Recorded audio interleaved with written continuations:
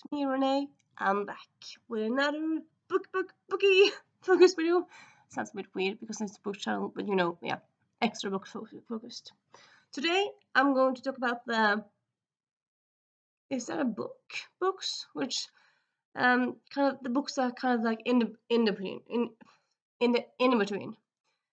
They're often shorter books. They might have a lot of pictures, but they're still books. Like often when you think about books, you think about the newest book talk romance trendy book. You think about the newest Stephen King, or you might think about the newest Jordan Peters book. I mean, this is some things that come to mind.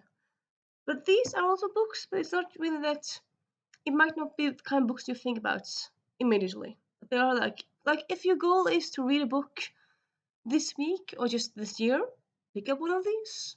They're quite easily fast read. Well, not all of them, but most of them. So yeah. Also, a few of these are kind of book themed. So if you want to pick them up this week, yay, cool. First, we have The Little Book of Oscar Wilde.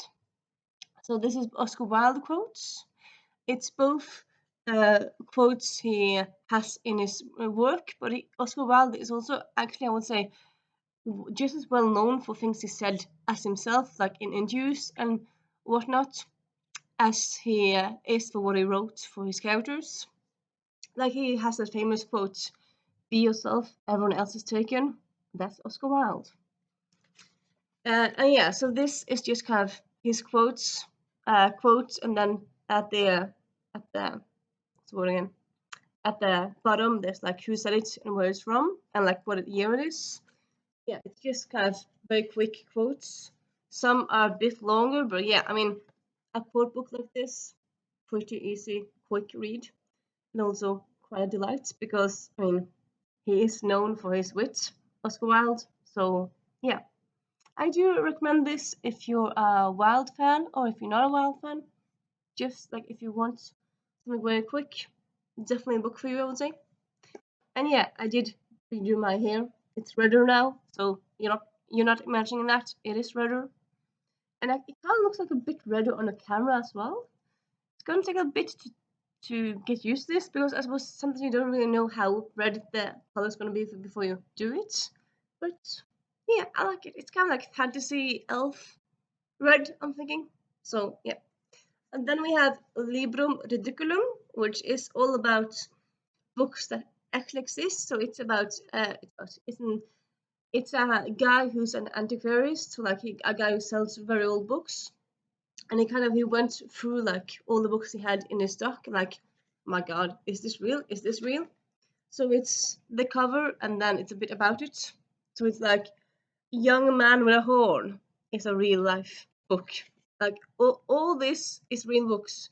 Criminal Life. I mean, yeah, it's just amazing. Like sometimes it's recipes for grass. So like sometimes it's just the title, and sometimes it's also a very interesting cover. So yeah, quick, interesting read. I suppose probably, especially if you like the books already. But I would say like a lot of these are kind of punny. So like some things like kind of, I think one of them was like the guide for scouts who want to kill or something like that. So it's about like being a good scout, but you could think like, do this scout want to kill people? So yeah, it's kind of double entendres and double meanings, and yeah, highly recommend this one.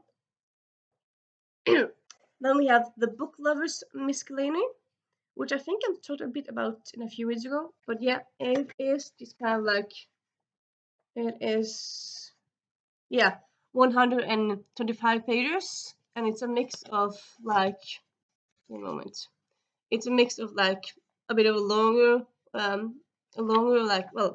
This is kind of like a bit about non and plume, or like synonyms, and then you have like some synonyms, and then you have like talks about papyrus, and then you have, so there's some like text with like paragraphs, and then you have some places where it's just kind of more like lists of stuff. So it's a bit of mixed there, really.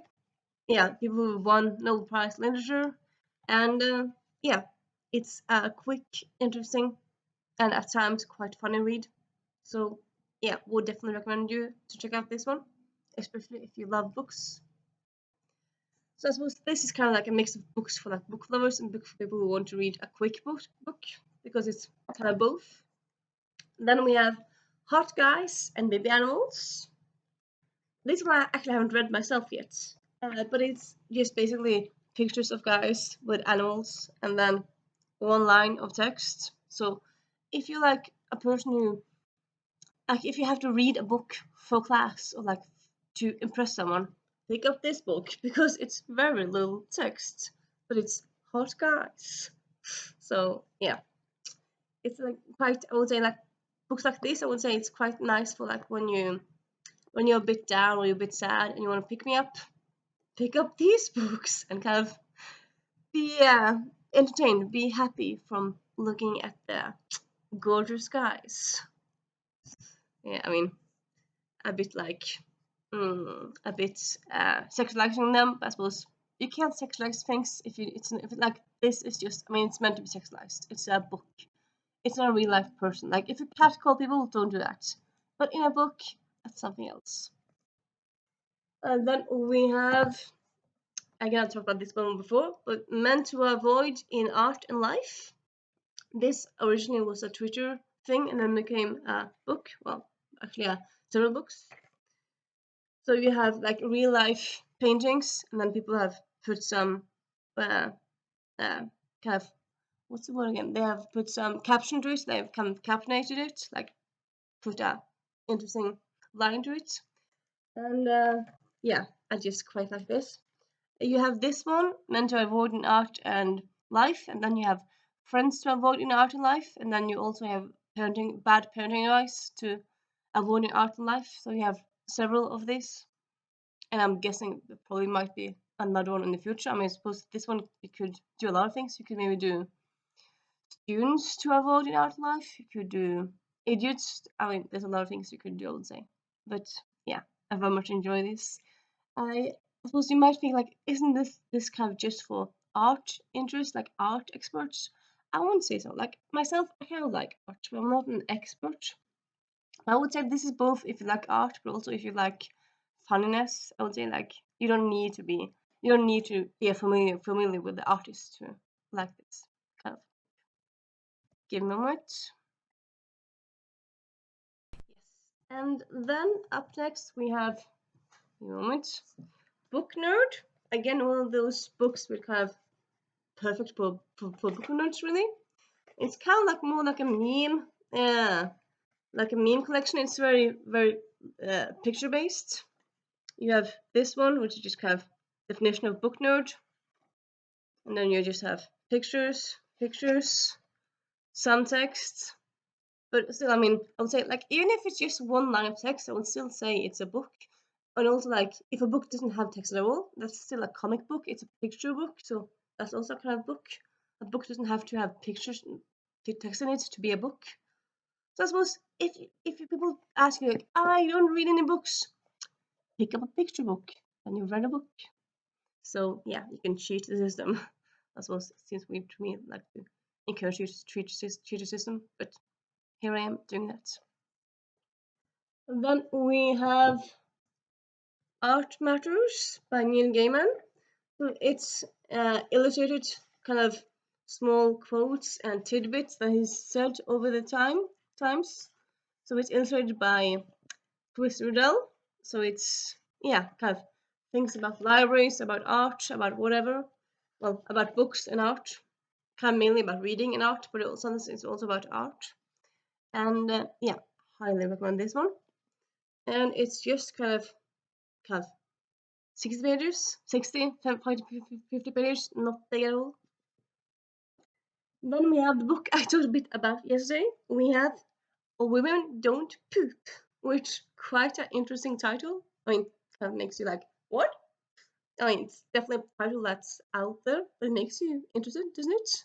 I suppose if you approved, maybe you don't like it, but like most people like poop in a title. Interesting. So yeah, as I said, it's a book about women's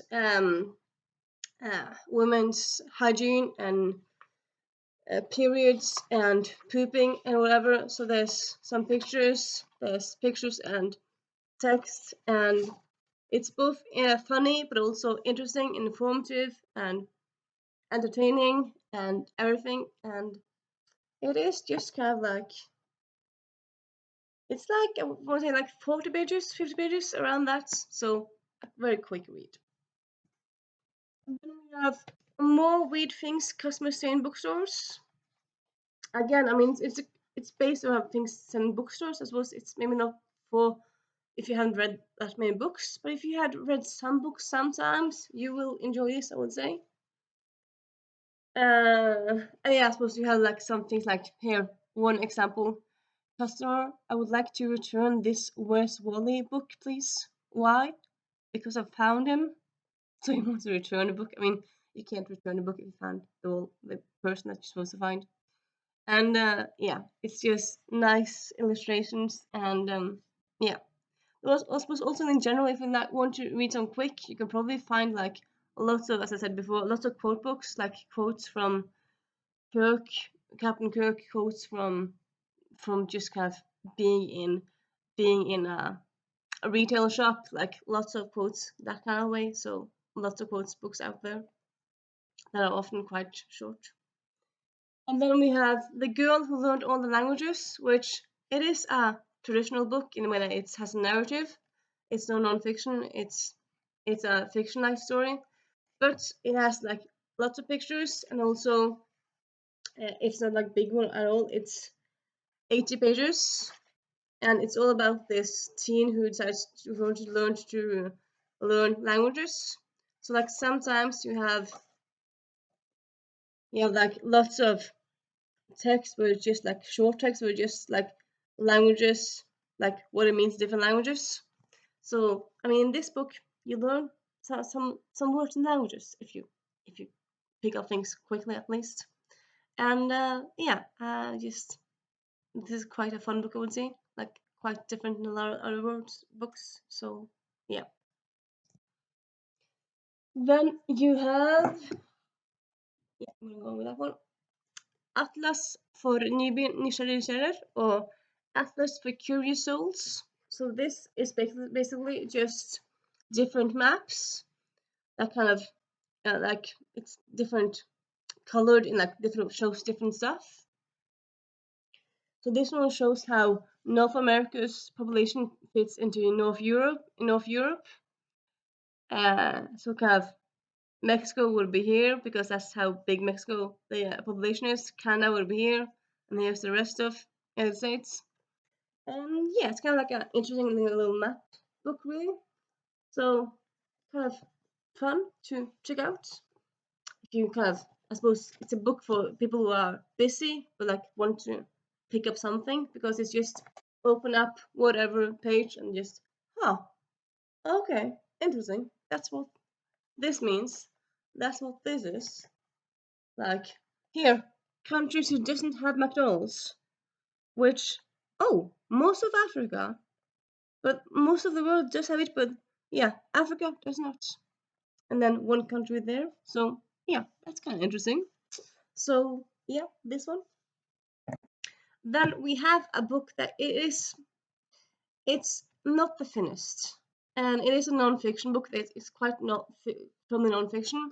It is, I would say it's more like an essay collection than anything else. Really, you can pick it up, read one, and then don't read. Like at least for me, I feel like sometimes if I read a non-fiction book, I don't really feel like I have to read the whole book. I have to read it from A to Z. I feel like I can pick it up, read one bit, and if that's the one bit that interests me, I feel like, yeah, now I'll finish that book. I'm not gonna force myself to read the whole book. Like if you read a fiction book, you kind of have to read the whole book to like get the whole story. But with non-fiction, you often can just read like one chapter and then you're quite satisfied. So Lingo, it's a story. It's a non-fiction book about languages in Europe, uh, and so it's quite short chapters. It's like 5 or 6 pages. A lot of it is like with pictures, and yeah, and sometimes it's just kind of 2 or 3 pages, and yeah, It's kind of interesting. Like if you like social sciences, if you like languages, if you like to learn more about Europe, definitely the book for you, I would say.